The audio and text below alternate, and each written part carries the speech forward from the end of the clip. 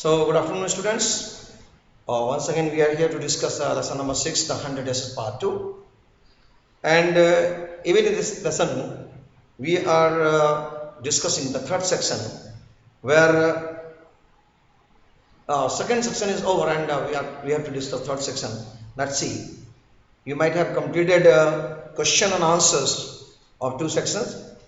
So on Saturday, Maddie spent afternoon with Peggy. They were writing Wanda Petronsky. It was just a friendly letter telling about the contest and telling about she had won. एक मतलब Saturday को Wanda और sorry not Peggy and Maddie, they decided to write something to Wanda Petronsky, and that was a friendly letter. तो आप पहला पढ़ा Maddie and Peggy decided to write a friendly Maddie and Peggy decided to write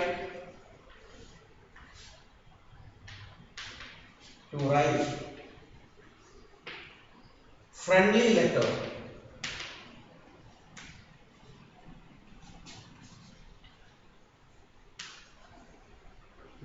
to one to inform she had won drawing contest. Okay, so these are the two things especially ये दो चीज बतानी थी. आगे हम फटाक से पढ़ देते हैं पैराग्राफ बेटे. They told how pretty her drawings were and they asked her if she liked she was living and if she liked her new teacher. They had meant to say they were sorry. तो अब purpose क्या था?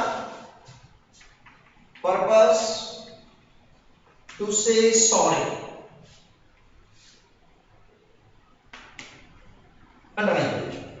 इस letter का इस मतलब note का सिर्फ इतना मकसद था कि वो दोनों बच्चियां madam Maddie and Peggy specially दोनों ही सॉरी फील करना चाहते थे, अपनी गलती का एहसास करना चाहते थे. लेकिन हुआ क्या? It ended up with just writing a friendly letter, the kind they would have written to any good friend, and they signed it both as lots of action for love.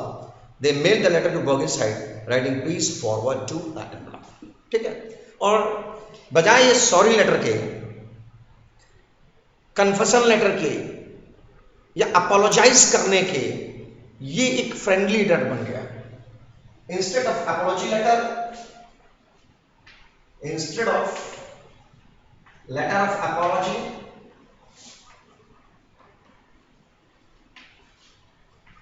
it became a friendly letter.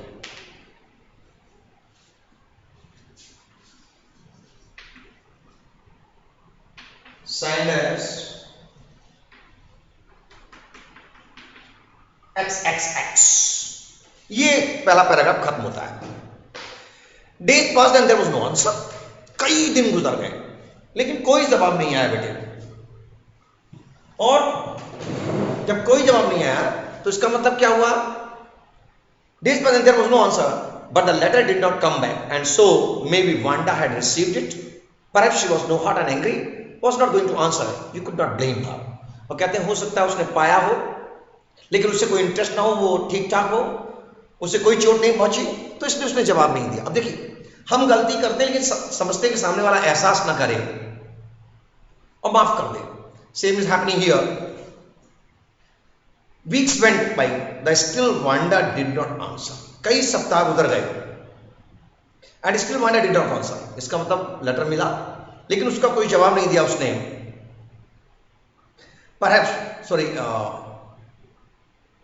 Peggy had begun to forget the whole business. अब देखिए, यहां तक कि पैगी अब तक जो भी प्रकरण हुआ उन सबको भूल चुकी थी, सारे प्रकरण को भूल गई. And Maddie put herself to sleep at night making speeches about Wanda. और Maddie भी कहते हैं ना कि जिंदगी आगे बढ़ती रहती है, show must go on, life moves on. Wanda की अनुपस्थिति में और धीरे धीरे करके उसका अपना जो एहसास था सॉरी का, वो खत्म हो गया और वो धीरे धीरे नॉर्मल लाइफ जीने लगी, रात को आराम से चैन से सोने लगी।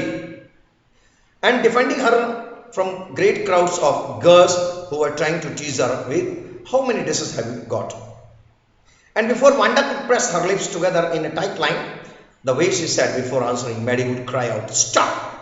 And then everybody would feel ashamed as the way she used to feel. Now it was Christmas time and there was snow on the ground. अब क्रिसमस का समय आ चुका था, यानी दिसंबर। Christmas bells and small tree decorated in classroom. कक्षा में क्रिसमस ट्री बनाया गया, बेल्स लगाई गई। On the last day of school before the holidays, the teacher showed the class letter she had received from that morning. और जब last letter था vacation से पहले, तो टीचर ने एक लेटर पढ़ के सुनाया, जो लेटर पिछले दिनों प्राप्त किया गया। You remember Wanda Petronski, the gifted girl artist, underline, gifted girl artist, ये शब्द टीचर के हैं। तो वांडा क्या थी बेटे? Wanda was gifted girl artist. अब देखिए, इट्स अ लेट रिकॉग्निशन। अगर टीचर ने रियलाइज किया और बहुत देर हो गई, तो उसके टैलेंट की पहचान बहुत देर से हुई। और ये अगर एजुकेशन सिस्टम में होता है तो कई टैलेंट गो अननोटिस्ड। इस चीज को यहां पर जरा देखिए, टीचर ने माना कि she was a gifted little artist. Well, she has written me and I am glad to know where she lives. बोले, बच्ची ने मुझे खत लिखा है, मुझे ये बेहद खुशी है कि वो कहाँ रह रही है। And because I can send her medal, क्योंकि अब मैं उसे उसका द्वारा जीता गया मेडल को भेज सकती हूँ। I want to read her letter to you, जो उसका खत है मैं तुम्हारे सामने पढ़ना चाहती हूँ। The class set up with sudden interest and listen intently. पूरी कक्षा शांत होकर के और बड़े अटेंटिवली, यानी गौर से, बहुत ही मनोयोग से, तल्लीनता के साथ उस लेटर को सुनती है। और जरा देखिएगा लेटर के शब्द क्या है। Dear Miss Mason, how are you and room 13। देखिए, क्योंकि यहां पर थी रूम 13 के स्टूडेंट थी, आप कैसी है और रूम 13 कैसा है। Please tell the girls they can keep those 100 dresses. Wanda ने लिखा कि लड़कियों को बता दीजिए कि वो 100 ड्रेसेस अपने पास रख सकती हैं। Because in my new house I have 100 new ones. क्योंकि नए मकान में, नए घर में मेरे पास 100 और कपड़े हैं।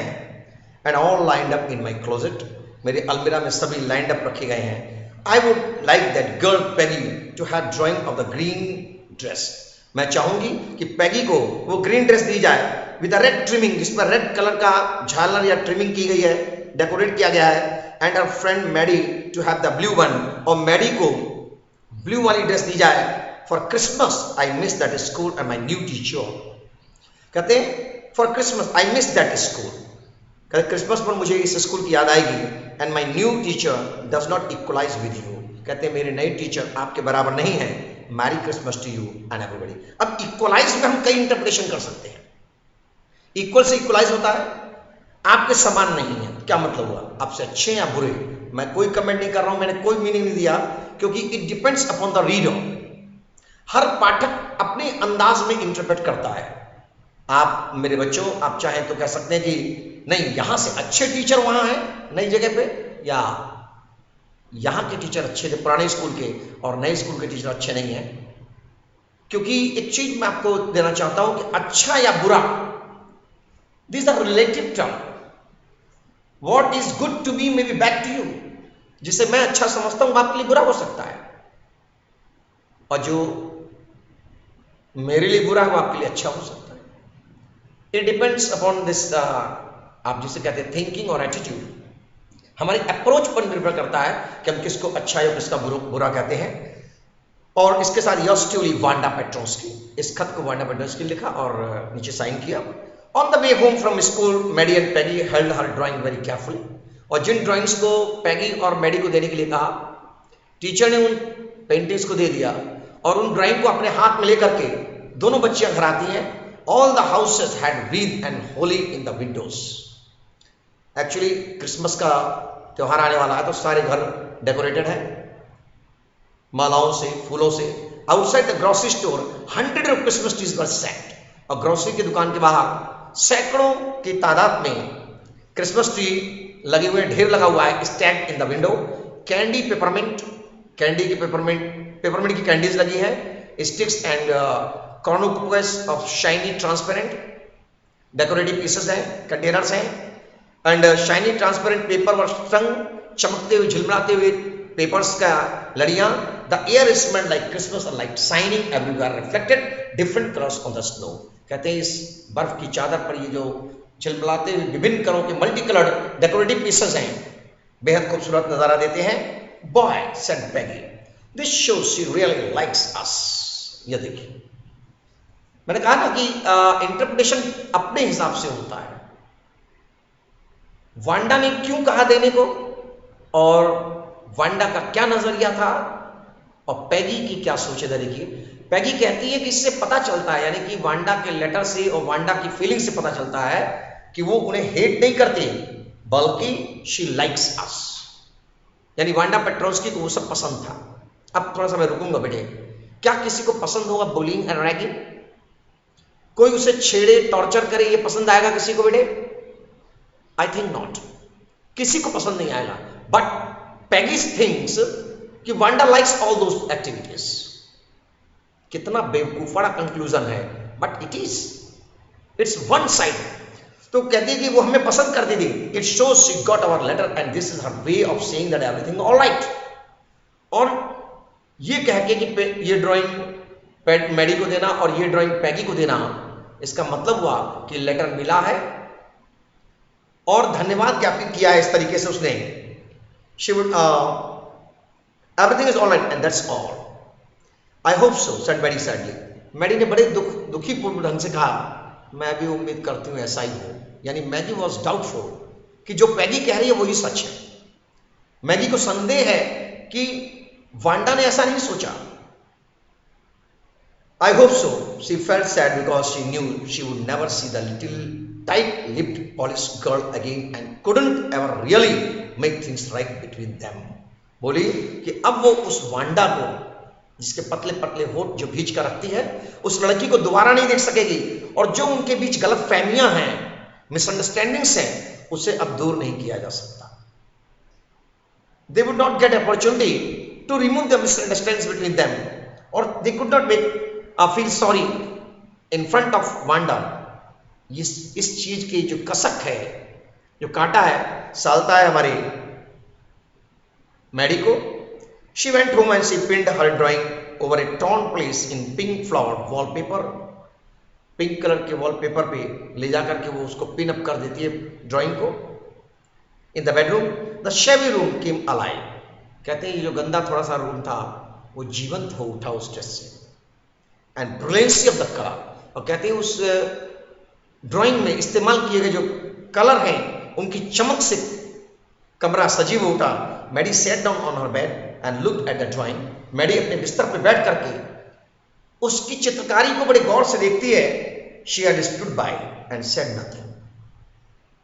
She had stood by and said nothing. उसके बगल में खड़ी हो गई, लेकिन कुछ कहा नहीं। But Wanda had been nice to her anyway. लेकिन उसे लगा कि वांडा उसके प्रति अच्छे विचार रखती है। Tears blurred her eyes. और जब वो ये सोचती है कि वांडा बहुत अच्छी लड़की थी, तो उसकी आंखों में आंसू आ गए। देखिए, realization brings tears to eyes and true repentance.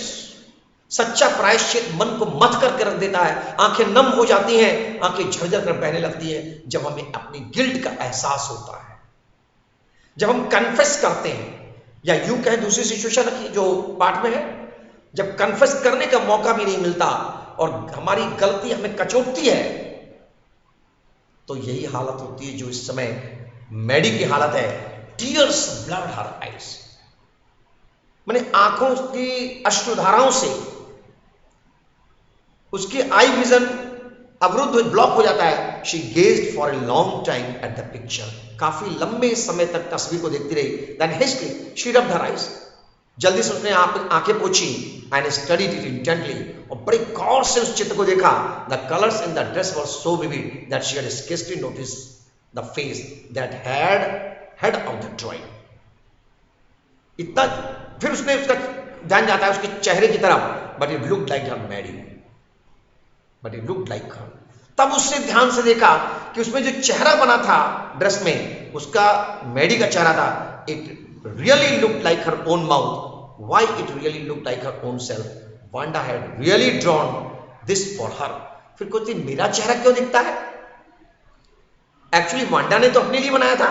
Excited से रन आउट ओवर टू पैगी, और जब उसे ये पता चला कि इसमें उसका चेहरा दिखता है, तो ये कंफर्म करने के लिए पैगी की ड्राइंग में क्या दिखता है, वो दौड़ करके बाहर जाती है। और जब पैगी के पास जाती है तो क्या वार्तालाप होती है, और इस चैप्टर को वाइंड अप करने के लिए, खत्म करने के लिए हम फिर मिलेंगे।